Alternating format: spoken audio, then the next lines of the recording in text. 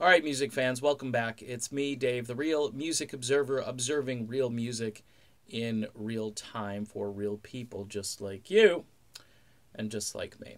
I had one follower, fan, whatever you want to call it, ask me a couple of times, Dave, you really should call out Steve Perry on his timeline thing. And I said, I've done a couple of videos talking about the timeline.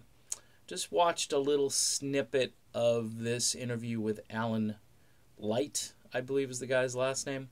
Don't know if it's a recent interview. Don't know if it was recorded and then just uploaded.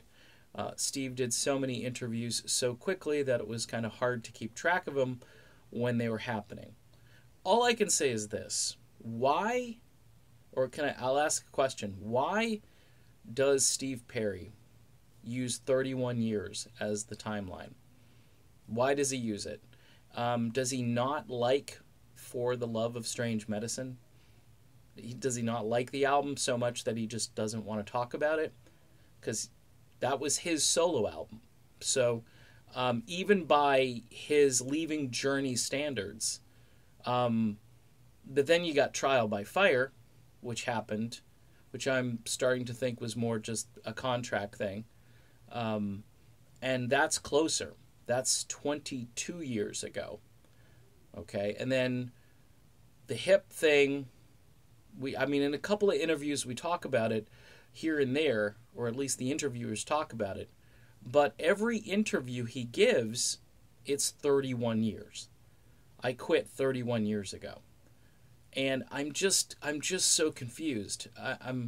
I know he worked on David Pack's album from 2005 or 2003. I don't know. Jeff Golub was in there.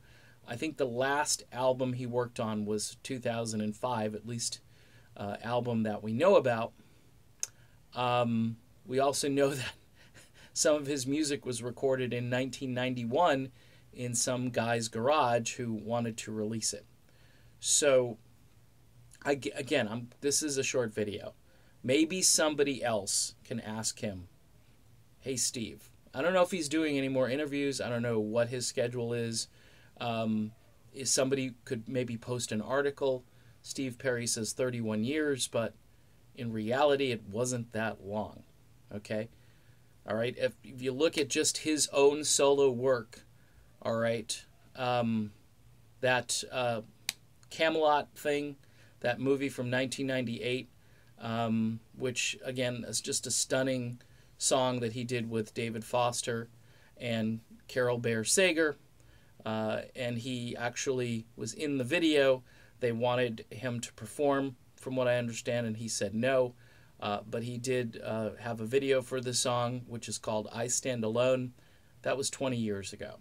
So I'm just trying to figure it out, and I'll stop. And by the way, this isn't a hate on Steve Perry video.